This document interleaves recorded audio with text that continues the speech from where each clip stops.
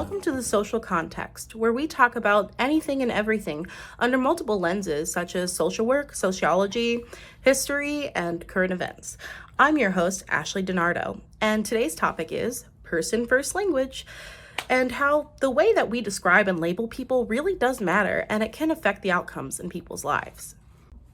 Before we get into the meat of this discussion, I want to talk about labeling theory.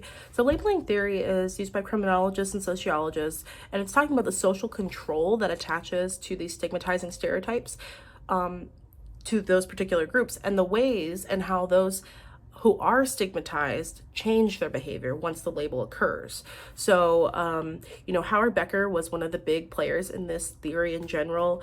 And so his idea was that deviance is something that happens based on those judgments and those labels that changes the person's way that they see themselves and how they respond, how others respond to that person and how they respond to themselves.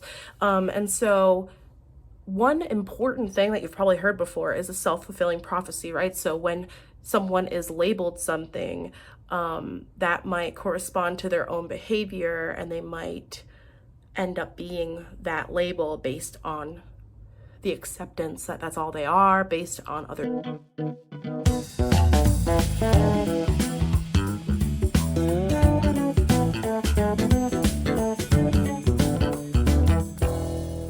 So a 2021 experiment set out to discover how the role of fear and the labels of being mentally ill and deviant affected perceptions and the treatment of people. And so their question was kind of, how is the perception of the individual's competency affected by the behavior? And how did it affect others' willingness to live near, marry, socialize with, or work with the person? The study defined stigma as discrimination against individuals with devalued characteristics, the degree to which individuals seek social distance from the marked person. And so even marked has a sort of negative connotation to it, right? Like they're marked with that mental illness or what have you. And so they defined status as social ranking, as I'm sure that makes sense. And the study recognized the social belief that we have that people born without a mental illness are just naturally more competent than people who have mental illness. And so some past studies that they cited in this study include results about hiring practices that potential employees who showed or disclosed mental illness wouldn't get hired. They were discriminated against. And so that goes along with what they call the modified labeling theory, which is just the idea that based on our society, that when a person's mental illness becomes public, that person is more likely to experience negative evaluation and social rejection. The study also found that actually deviant behavior on its own contributed even more to a perception of lower competency, and that when combined with mental illness, there was a positive correlation with social distance. So what does that mean? So basically, people who are mentally ill are seen as less competent, less able to handle things, handle stress, do the job, be a good partner, be a good neighbor, and are generally seen as someone that, society would rather have committed or something like that. And that is, they really talked a lot about the role of fear in that and how that is where that perception comes from. But then deviant behavior becomes even more serious because these people are behaving in a way that is against the norm, to an extreme that is not acceptable to the general population. So, for example, level 1 deviance might be like a speeding ticket, and like we've all gotten one of those probably. If you haven't, you're special. But so, and then the level 2 would be going out and stealing something, and like we wouldn't probably do that, and we look at that person and go, oh, that's a moral failing. But we're also applying this idea of moral failing to people with mental illness, even if it is just a disease and not necessarily a behavior that they chose to do. When we combine the mental illness and the deviant behavior, then we've got just the perfect storm for someone to be completely stigmatized and discriminated against, and to be, not shown any compassion, to have a lower status in society. And even though we pride ourselves on being a socially mobile society in America, at least, that's not really true in these cases when we decide who we think is worthy and who isn't. There's a large amount of people who will not seek treatment for either mental illness or substance use disorders due to the fact that they are afraid of that stigma and being treated differently. So if we can fix that and we can change that and we can have compassion for everyone, more people would be able to get the help that they need, and we just have a better society in general.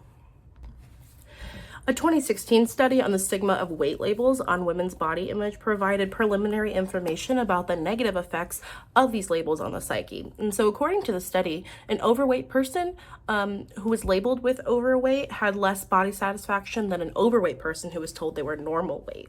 Additionally, a normal weight, we're using BMI for this. So a normal weight person who was told they were overweight also had a lower body satisfaction. An actual weight didn't affect that perception at all. Overall, overweight labels in general had a negative effect on body image, internalized bias, affect, and perceived health. So overweight women who are told they were overweight perceive themselves as less healthy, but overweight women who are told they were normal weight perceive themselves as more healthy. Notice that no one was told that they were a healthy weight. The results were affected by the women's own internalized biases that they already came into the study with.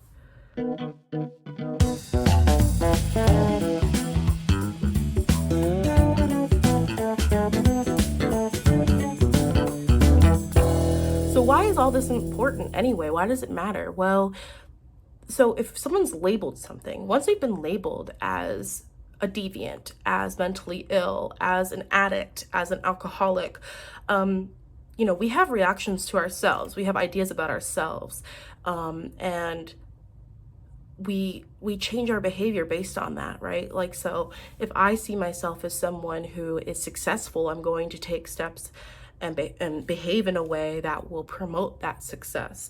But if I see myself as someone who can never measure up, then I'm not going to be able to behave in a way that is successful because I don't believe in it.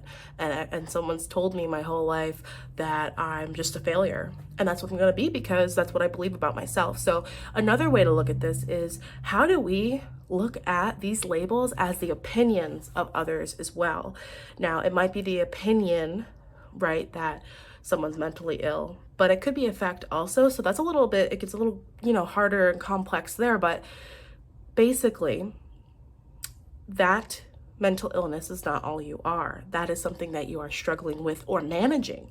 And so let's listen to this next speaker from a TED Talk, and because she has a really good point about why it's important. Why do these labels matter and how we talk about people?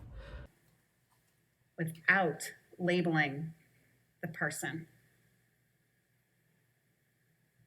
Imagine your whole identity reduced to one negative label.